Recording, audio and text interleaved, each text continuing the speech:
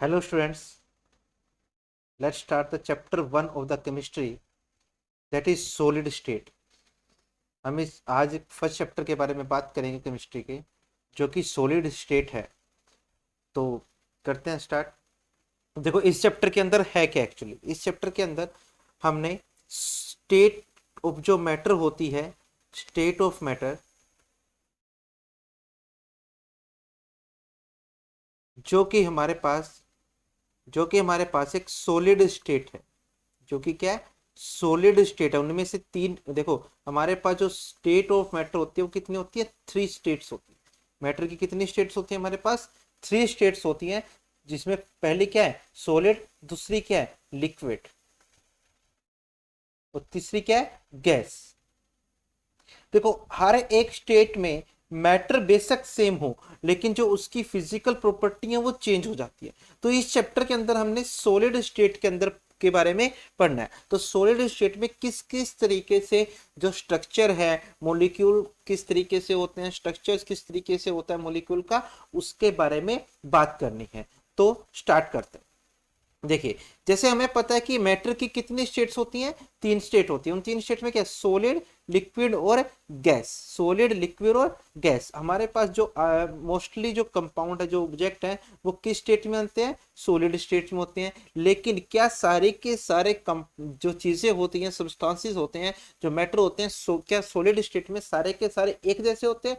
ऐसा नहीं है। उनकी कंपोजिशन, उनकी प्रॉपर्टीज अलग अलग हो सकती हैं। जैसे फॉर एग्जांपल चेयर, चेयर एक सॉलिड है, उसी तरीके से सैंड भी सॉलिड है, लेकिन दोनों बहुत डिफरेंट है एक दूसरे से। किसमें, फिजिकल अपीयरेंस में और फिजिकल प्रॉपर्टीज के अंदर क्या है, एक दूसरे से बहुत ज्यादा अलग हैं। तो इस चैप्टर के अंदर हमने इसी के बारे में बात करनी है कि किस तरीके से हमारे पास अलग अलग कंपाउंड जो सॉलिड के अंदर होते हैं वो एक दूसरे किस तरीके से वेरी करते हैं। तो सबसे पहले हम सॉलिड स्टेट के बारे में थोड़ी सी बात कर लेते हैं कि सॉलिड स्टेट होता क्या है। देखो, हमने बात कर चुके हैं, पहले भी पढ़ चुके हैं कि जो फिजिकल प्रॉपर्टी होती है किसी भी ऑब्जेक्ट की, वो डिपेंड करती है, उसकी जो स्टेट है वो डिपेंड करती है 2 कंडीशंस के ऊपर। वो कंडीशंस क्या है, टेम्परेचर और दूसरी क्या है, प्रेशर। ठीक है। और जब हम इन कंडीशंस को चेंज कर देते हैं, इन कंडीशंस को क्या कर देते हैं, चेंज कर देते हैं, तो हमारे पास उस प्रोसेस को क्या बोलते हैं हम, चेंज ऑफ स्टेट। क्या बोलते हैं, चेंज ऑफ स्टेट। जैसे इसके अंदर एक एग्जांपल भी दे रखा है। मान लीजिए वाटर है, वाटर को अगर आप हीट करते हो, क्या करते हो, हीटिंग देते हो, तो वो किस में बदल जाता है, स्टीम में बदल जाता है। उसी तरीके से वाटर को अगर आप कूल करते हो तो वो किस में बदल जाता है, आइस में बदल जाता है। तो कहने का मतलब ये है कि अगर आप किसी भी मैटर के चारों तरफ की कंडीशंस, फॉर जैसे कि टेम्परेचर और प्रेशर को चेंज करते हो, तो उसकी स्टेट भी चेंज हो जाती है। अब ये जो स्टेट चेंज होना है, ये डिपेंड करता है 2 तरीके के फोर्सेस पे। किस पे डिपेंड करता है, 2 तरीके के फोर्सेस पे। वो फोर्सेस कौन कौन से हैं, एक है इंटरमोलिकुलर फोर्सेस,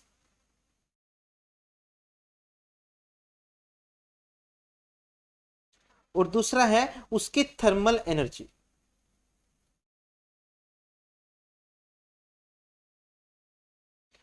देखिए भाई, जो भी स्टेट होगी मैटर की, चाहे वो कोई भी स्टेट हो, वो इस बात पे डिपेंड करती है कि पार्टिकल जो हैं उस स्टेट के अंदर कितने पास हैं या कितने दूर हैं, वो कितने मोशन में है या मोशन में नहीं है।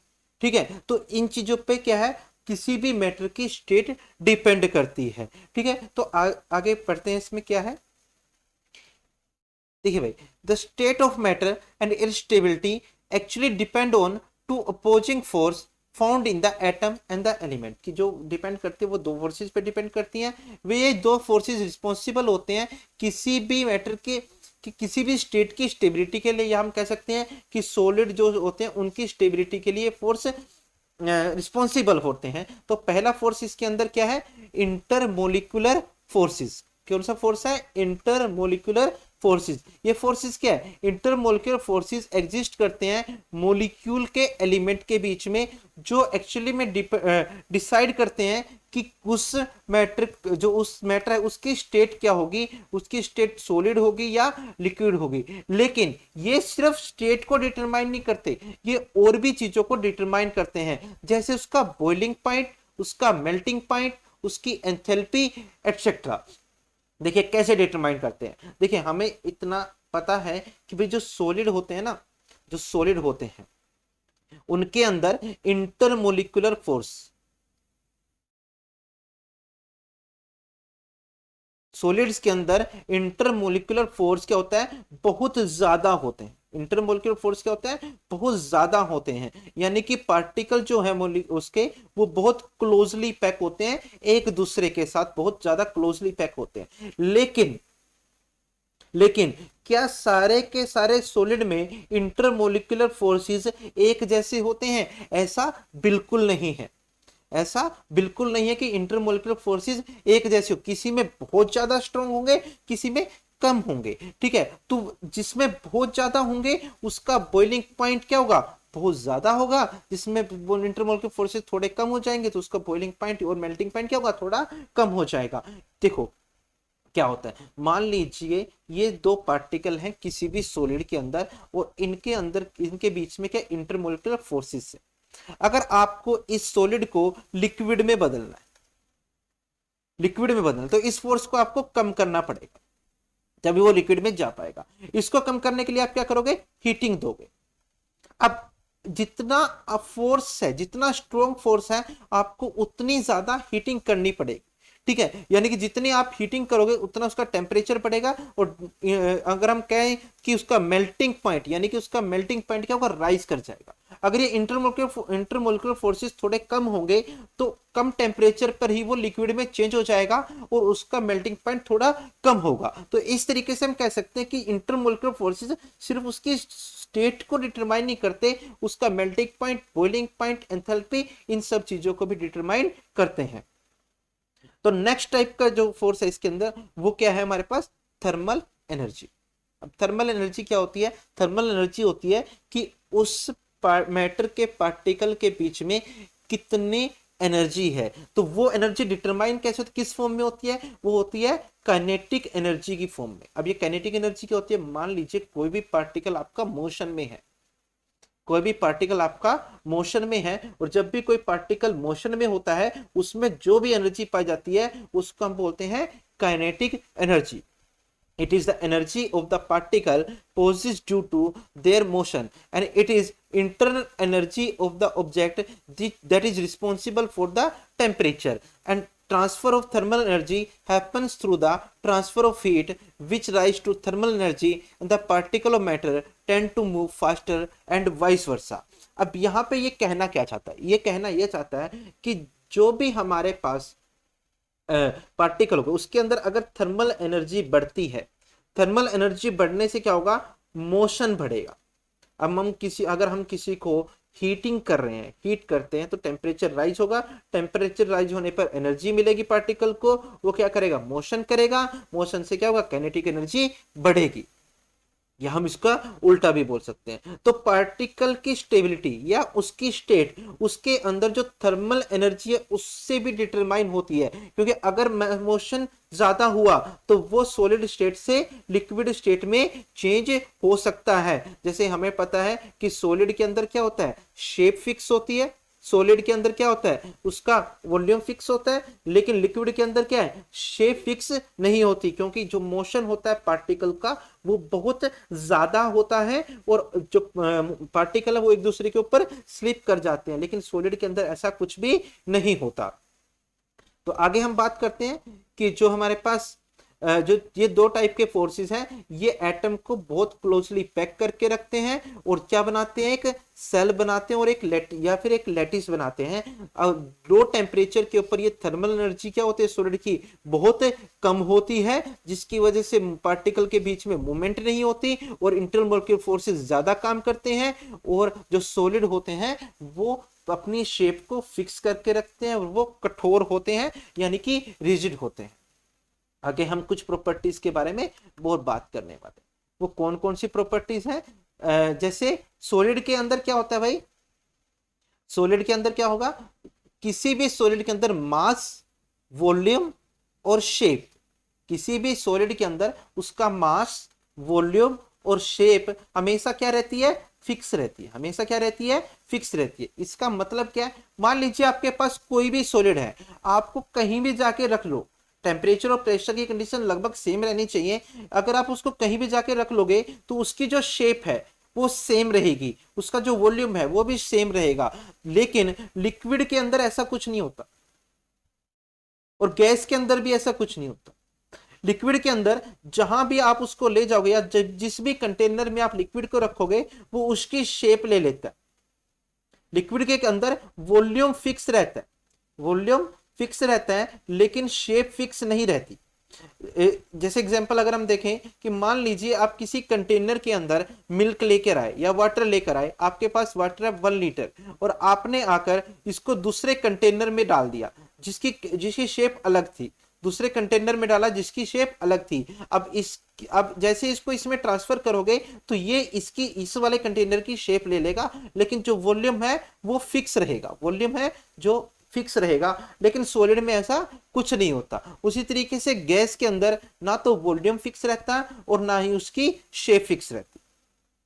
आगे अगर हम बात करें strong intermolecular forces, strong intermolecular forces, अब इसका मतलब क्या है कि जो पार्टिकल होते हैं सॉलिड के वो बहुत ज्यादा क्लोजली पैक होते हैं, एक दूसरे के साथ स्ट्रांगली पैक होते हैं, ठीक है, जिसकी वजह से पार्टिकल क्या है, एक दूसरे के क्लोज रहते हैं, और इसी तरीके से जो सॉलिड है वो अपनी शेप को होल्ड करके रखते हैं, शेप उनकी चेंज नहीं होती और वो स्प्रेड आउट नहीं होते। जैसे लिक्विड क्या फ्लो कर जाते हैं, स्प्रेड आउट हो जाते हैं, लेकिन जो हमारे पास सॉलिड है वो अपनी शेप को कंटेन कर बना के रखते हैं, कंटेन करके रखते हैं, और वो फ्लो नहीं होते। नेक्स्ट प्रॉपर्टी है कंप्रेसिबिलिटी। नेक्स्ट प्रॉपर्टी क्या है, इनकंप्रेसिबिलिटी। इनकंप्रेसिबिलिटी का मतलब क्या है, देखो हमें पता है कि सॉलिड जो होते हैं ना उसके जो पार्टिकल होते हैं वो बहुत ज्यादा क्लोजली पैक होते हैं, उनके बीच में स्पेस नहीं होता। उनके बीच में क्या नहीं होता भाई, स्पेस बिल्कुल भी नहीं होता। अब जब स्पेस ही नहीं है तो आप कितना मर्जी उसको कंप्रेस कर लो, जितना मर्जी उसको प्रेस कर लो, जितना मर्जी उसको प्रेशर डाल लो, वो अपनी जगह पे ही बना रहेगा, ठीक है। यानी कि आप उसको कंप्रेस नहीं कर सकते। लिक्विड और गैस के केस में क्या होता है, थोड़ा स्पेस होता है, गैस में तो बहुत ज्यादा होता है, लिक्विड में थोड़ा होता है। तो जब आप इसको कंप्रेस करना चाहो तो ये स्पेस में मॉलिक्यूल आ जाता है और वो अपने वॉल्यूम को थोड़ा डिक्रीज कर लेते हैं। लेकिन सॉलिड के केस में क्या है, वॉल्यूम डिक्रीज नहीं हो पाता, तो सॉलिड अपने आप को क्या है, कंप्रेस नहीं कर सकते। आगे हम बात करें सॉलिड का बॉइलिंग पॉइंट और मेल्टिंग पॉइंट क्या होता है, रूम टेम्परेचर से ज्यादा होता है। जैसे मैंने पहले भी डिस्कस किया, सॉलिड के अंदर क्या होता है, इंटरमोलिकुलर फोर्सेस ज्यादा होते हैं। इंटरमोलिकुलर फोर्सेस क्या होते हैं, बहुत ज्यादा होते हैं। इंटरमोलिकुलर फोर्सेस को ब्रेक करने के लिए उसको हीट ज्यादा देनी पड़ती है, और इसलिए जो मेल्टिंग पॉइंट या बॉइलिंग पॉइंट है सॉलिड के केस में वो रूम टेम्परेचर से ज्यादा होते हैं। आगे अगर हम बात करें थर्मल एनर्जी, जैसे हम थर्मल एनर्जी के बारे में पहले बात कर भी चुके हैं, तो थर्मल एनर्जी क्या होती है, थर्मल एनर्जी होती है जो वो एनर्जी जो पार्टिकल को मूवमेंट करवाती है, या उसके टेम्परेचर की वजह से जो एनर्जी किसी भी उसमें होती है तो उसको हम क्या बोलते हैं, उसकी थर्मल एनर्जी बोलते हैं। सॉलिड के अंदर थर्मल एनर्जी क्या होती है, बहुत कम होती है। इसका मतलब क्या हुआ कि जो सॉलिड के पार्टिकल होते हैं वो एक जगह से दूसरी जगह मूवमेंट नहीं कर सकते, ठीक है, जैसा लिक्विड के पार्टिकल करते हैं, जैसा गैस के पार्टिकल करते हैं। ये क्या कर सकते हैं, सिर्फ अपनी जगह पे वाइब्रेट कर सकते हैं, यानी कि एक जगह इसी तरीके से क्या वाइब्रेट कर सकते हैं, रोम नहीं करेंगे, एक दूसरे से दूसरी जगह घूमेंगे नहीं, ठीक है ना, क्योंकि एनर्जी ही नहीं है उनके अंदर घूमने के लिए। तो कह सकते हैं कि जो थर्मल एनर्जी होती है सॉलिड के अंदर वो क्या होती है, बहुत ज्यादा लो होती है। तो इसके अंदर हमारे पास नेक्स्ट टॉपिक है कि सॉलिड हमारे पास कितने टाइप के होते हैं। सॉलिड हमारे पास 2 टाइप के होते हैं। सबसे पहले हमारे पास है क्रिस्टलाइन सॉलिड। सबसे पहले हमारे पास क्या है, क्रिस्टलाइन सॉलिड। दूसरा हमारे पास क्या है, एमोर्फस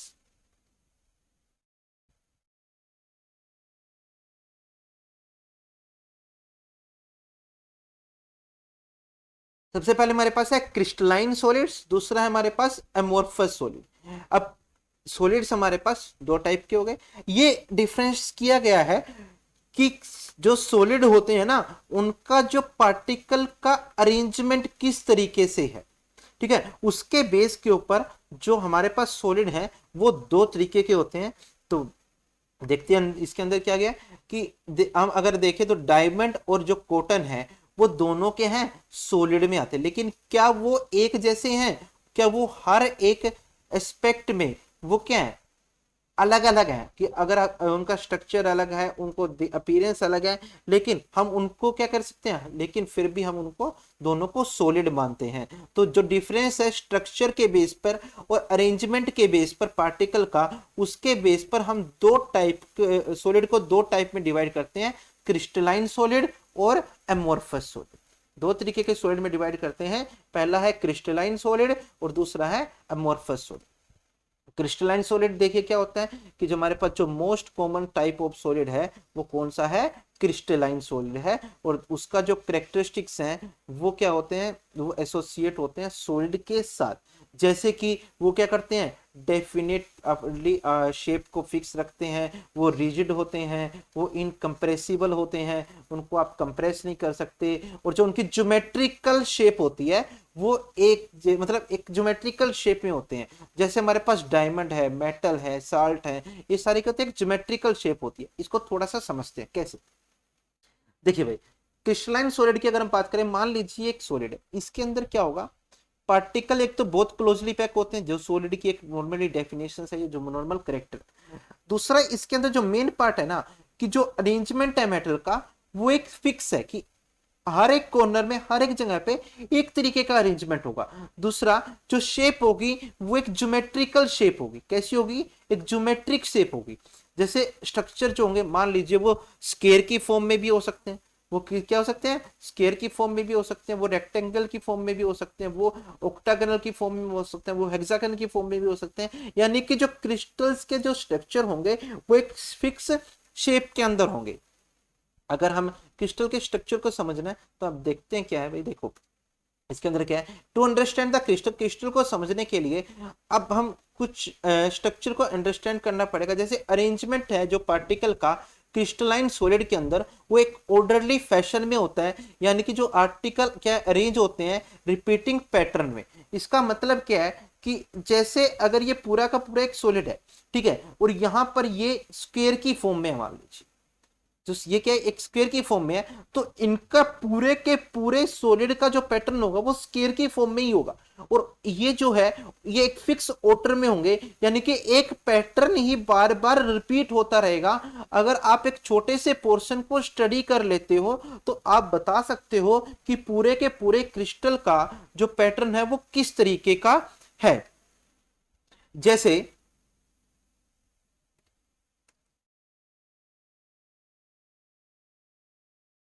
जैसे अगर हम इसको देखें कि जो क्रिस्टल के होते हैं या जो हमारे पास जो मॉलिक्यूल्स का जो अरेंजमेंट है वो क्या करता है, एक थ्री डायमेंशन नेटवर्क बनाता है, और इस थ्री डायमेंशन नेटवर्क को हम क्या बोलते हैं, क्रिस्टल लैटिस बोलते हैं। यानी क्रिस्टल लैटिस क्या हो गया, क्रिस्टल लैटिस एक तरीके का अरेंजमेंट हो गया किसका, मॉलिक्यूल का, और जिसके रिपीटिशन से पूरा का पूरा स्ट्रक्चर, पूरा का पूरा सॉलिड बना हुआ है, और इसको हम दूसरा नाम भी देते हैं जिसका नाम है unit cell. If you see the X-ray of a crystal, अगर आप एक क्रिस्टल का एक्सरे देखोगे तो आप एक अरेंजमेंट को आराम से ऑब्जर्व कर सकते हो।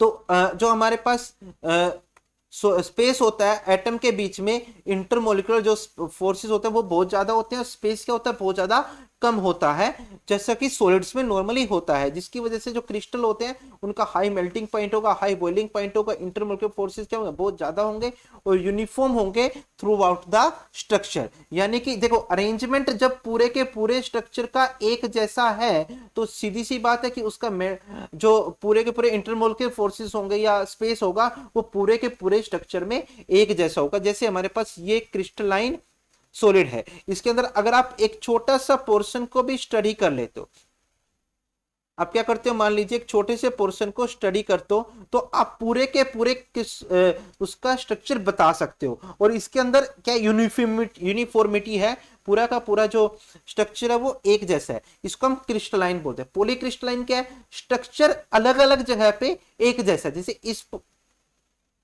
जैसे इस पोर्शन के अंदर एक जैसा है, इसके अंदर एक जैसे, इसके अंदर एक जैसे। कहने का मतलब क्या है, इस क्रिस्टलाइन तो है लेकिन अलग अलग जगह पे अलग अलग तरीके से क्रिस्टलाइन, तो इसको हम पॉलीक्रिस्टलाइन बोलते हैं। और सेकंड टाइप के हमारे पास जो सॉलिड्स होते हैं उसको हम क्या बोलते हैं, एमोर्फस बोलते हैं। क्या बोलते हैं भाई, एमोर्फस बोलते हैं। जैसे यहां पर है, ये क्या एमोर्फस है, इसके अंदर अरेंजमेंट फिक्स नहीं है। मान लीजिए आपने इस पोर्शन को स्टडी कर लिया, लेकिन हो सकता है कि इधर वाले पोर्शन में अलग है, इस वाले पोर्शन में अलग है, वाले पोर्शन में अलग स्ट्रक्चर है। तो इस तरीके के जो स्ट्रक्चर्स फॉर्म होते हैं, उस तरीके के जो सॉलिड होते हैं उसको हम क्या बोलते हैं, एमोर्फस सॉलिड। क्या बोलते हैं, एमोर्फस सॉलिड। तो हम स्टडी करते हैं एमोर्फस सॉलिड को। क्या होता है, amorphous solid are rigid structure but they lack in defined shape, यानी कि वो एक फिक्स शेप में नहीं होते, उनकी शेप जो है चेंज होती रहती है। They do not have geometrical shape, उनकी कोई फिक्स ज्योमेट्रिकल शेप नहीं होती। वो क्रिस्टल, इसलिए उनको नॉन क्रिस्टलाइन बोलते हैं। उनकी जो एज होती हैं वो क्रिस्टल की तरह शार्प एज नहीं होती, या वो क्रिस्टल की तरह एक एज नहीं बनाते। तो मोस्ट कॉमन एग्जांपल इसके क्या है, ग्लास है, जेल है,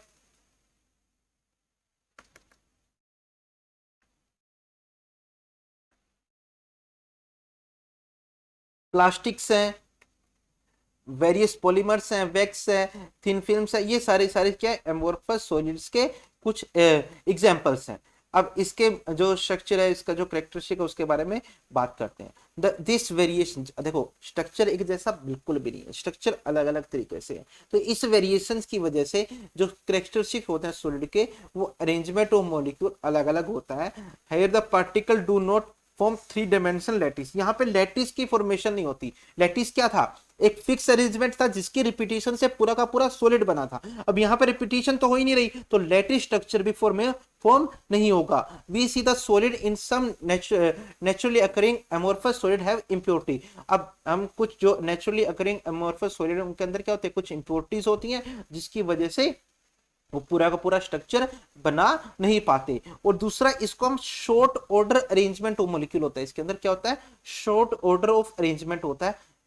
यानी कि देखो, मान लीजिए ये सॉलिड है, यहाँ पे कुछ अरेंजमेंट बनना स्टार्ट हुआ, ठीक है। अब ये अरेंजमेंट पूरे के पूरे सॉलिड में नहीं बनेगा। मान लो यहाँ पर तो ठीक था, अब यहाँ पे जाके क्या हो गया, वो अलग हो गया। तो अरेंजमेंट है भी तो वो थोड़े से डिस्टेंस तक है, या शॉर्ट थोड़े से ऑर्डर तक है, जिसको हम शॉर्ट ऑर्डर अरेंजमेंट बोलते हैं। अभी इसके अंदर एमोर्फस सॉलिड क्या करते हैं, अगर इसको आप ब्रेक करते हो, अगर आप इसको ब्रेक करते हो तो ये इरेगुलर एजेस बनाता है। क्या बनाता है, इरेगुलर एजेस बनाता है। उसके कट इस तरीके से रेगुलर नहीं होते, और उनकी जो शेप होती है वो भी अलग अलग होती है। जो उनका जो स्ट्रक्चर होता है वो उसको आप एक पोर्शन को स्टडी करके पूरे पोर्शन का जो स्ट्रक्चर है वो डिफाइन नहीं कर सकते, उसको आप आइडिया नहीं लगा सकते। अब हमने दो तरीके के सॉलिड के बारे में पढ़ा, पहला था क्रिस्टलाइन, दूसरा था एमोर्फस। हो सकता है कि कुछ पॉइंट आपको क्लियर नहीं हो, तो अभी हम इन दोनों के बीच में डिफरेंसेस पढ़ेंगे, जिससे आपको पूरी की पूरी पिक्चर जो है इनके बारे में वो क्लियर हो जाएगी। तो सबसे पहले हम इसके बारे में बात करते हैं, difference between crystalline and amorphous solid. तो सबसे पहला पॉइंट इसके अंदर है, crystal have orderly arrangement of their constituent particle. In comparison, the amorphous solid have no such arrangement. Their particle are randomly organized. अब इसका मतलब क्या है, इसका मतलब जो बेसिक डेफिनेशन है उसी में छुपा हुआ है कि जो क्रिस्टल्स होते हैं उनके अंदर जो अरेंजमेंट होता है वो एक जैसा होता है पूरे के पूरे सॉलिड में। जैसे यहाँ पे अगर हम बात करें तो अरेंजमेंट क्या है, पूरे के पूरे सॉलिड के अंदर एक जैसा होगा। लेकिन अगर हम अमोर्फस की बात करें तो इसके अंदर अरेंजमेंट कुछ भी हो सकता है, कोई फिक्स अरेंजमेंट नहीं है, कहीं पर ज्यादा हो गए, कहीं पर कम हो गए, तो इसलिए रेंडमली अरेंजमेंट है इसका। तो इस तरीके से हमारे पास जो एमोर्फस सॉलिड होते हैं उनका अरेंजमेंट क्या होता है, रैंडम। सेकंड पॉइंट है इसके अंदर। सेकंड पॉइंट क्या है, तो crystal have specific geometry shape and definite edges, amorphous solid have no geometry in their shape. अब ये क्या कह रहे हैं, ये कह रहे हैं कि जैसे अगर हम सॉलिड के बारे में थोड़ी सी बात करें, तो जो अरेंजमेंट है सॉलिड के अंदर, जो अरेंजमेंट है वो एक ज्योमेट्री, जैसे अगर हम यहाँ बात करते हैं स्केयर की अरेंजमेंट, इसको हम स्केयर का अरेंजमेंट बोल सकते हैं कि ये स्केयर की फॉर्म में एक ज्योमेट्रिकल अरेंजमेंट हो गया इनका। लेकिन यहां पर कोई ज्योमेट्रिकल अरेंजमेंट नहीं है, यहां पे रेंडमली अरेंजमेंट दिया हुआ।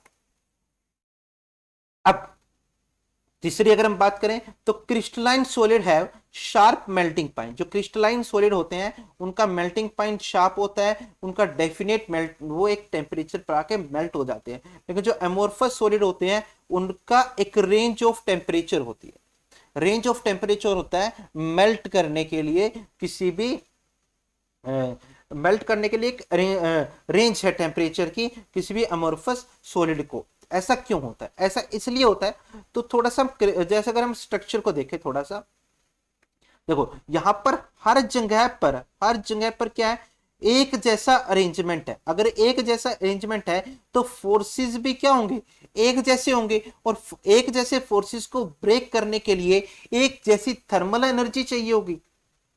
एक जैसी क्या होगी, थर्मल एनर्जी चाहिए होगी। अगर थर्मल एनर्जी एक जैसी चाहिए तो टेम्परेचर भी एक ही देना पड़ेगा। तो एक शार्प टेम्परेचर पे ये इस फोर्स को ब्रेक कर देगा और ये मेल्ट होना स्टार्ट कर देंगे। लेकिन जो हमारे पास अमोर्फस सॉलिड होते हैं उनके अंदर अरेंजमेंट क्या होता है, अलग अलग होता है। अरेंजमेंट क्या होता है, अलग अलग होता है। अरेंजमेंट अलग अलग होने की वजह से फोर्सेस भी अलग अलग हो गए, तो उसको ब्रेक करने के लिए टेम्परेचर भी अलग अलग देना पड़ेगा। तो कह सकते हैं कि जो इसके अंदर जो मेल्टिंग पॉइंट या बॉइलिंग पॉइंट होता है वो एक रेंज तक होता है।